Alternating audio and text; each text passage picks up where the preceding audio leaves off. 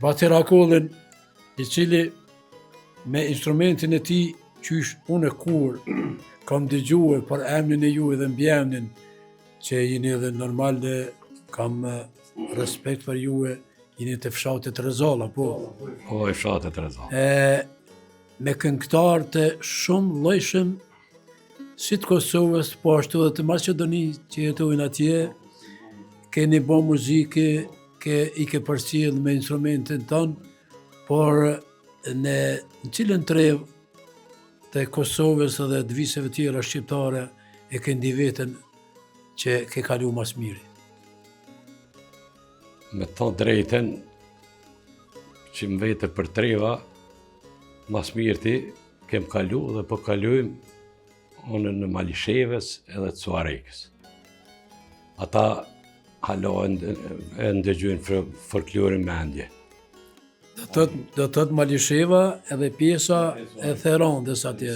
Po, ata janë shumë ma të interesuar edhe ma devotshëm sa i përket çështjes folklorit dhe këngët me Shqipën në përgjithësi. Pra, ti je shumë i shkëlqyeshëm sepse e ki edhe pak zor, për shkak se të gjithë rapsodet po i përcjell. Qysh po mundesh me avdit këtë ato melodi që piknojnë këta? Po tash, Shaban tash ti nëse vetë je këngëtare, këtu thuja, nëse stili këngës më varet prej këngëtarit, se ka dikush e ka melodit më ndrysh, dikush më ndrysh, po është pak edhe me vesh edhe. Edhe ka pas mësuesin e mirë. Po, mësuesin po. Kush ishte mësuesi? Mësuesi u konë, djeti, Qazim Berishën e kënë ju.